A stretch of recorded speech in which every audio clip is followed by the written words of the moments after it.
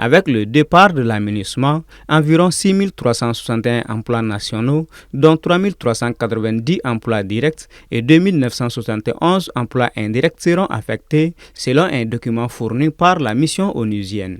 Dans un entretien accordé au journal du Mali, le chef de l'aménagement El Ghazim Wane a reconnu qu'il y a des limites à ce qu'ils peuvent faire pour les personnels nationaux et internationaux, et cela notamment à cause du fait que le retrait est intervenu de manière abrupte et a dû être exécuté dans des délais très courts.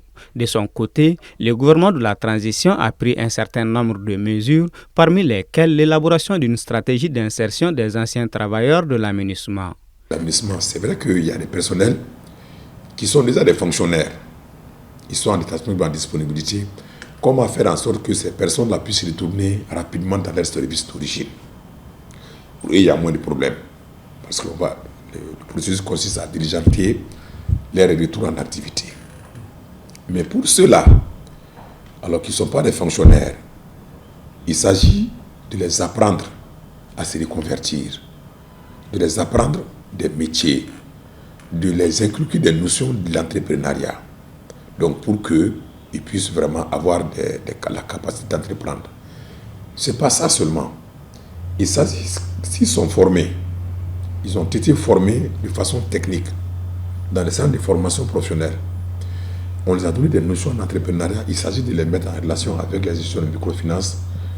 Ils vont élaborer des projets que ces structures financières-là vont financer, en fait, de leur permettre vraiment de s'installer à leur propre compte.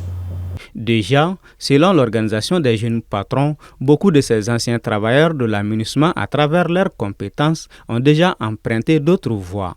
Beaucoup qui ont développé une expertise internationale et qui sont parvenus à se redéployer dans d'autres missions. Donc ça, c'est déjà dû à leurs propres compétences. En fait, il n'y a pas eu besoin d'assister ces gens-là qui ont de l'expertise, qui ont de l'expérience et qui sont parvenus à se trouver de l'emploi. Ensuite, il y a d'autres qui aussi peuvent intégrer les différents concours que l'État aujourd'hui est amené à organiser. Il y en a certains qui pourraient être dans la force de défense de la sécurité, il y a d'autres qui vont peut-être se présenter au concours de la magistrature, des huissiers de justice, etc., etc. Donc, en fait, à ce niveau également, je ne me fais pas de soucis dans la mesure où, justement, beaucoup d'entre eux ont cette compétence, ont cette expertise-là. Un autre fait qui n'est pas le moindre et qui constitue une inquiétude pour certains de ces anciens travailleurs porte sur le paiement des échanges de leurs prêts auprès des banques.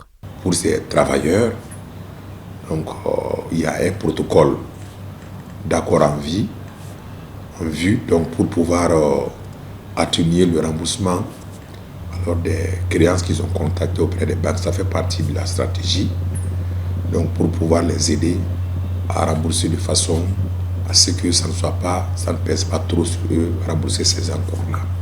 Au-delà de ces aspects, selon lui, cette stratégie dont l'objectif est d'amoindrir l'impact socio-économique de ce retrait de l'aménagement permet aussi d'atténuer les problèmes liés à la fourniture des services sociaux de base pour la population des localités concernées.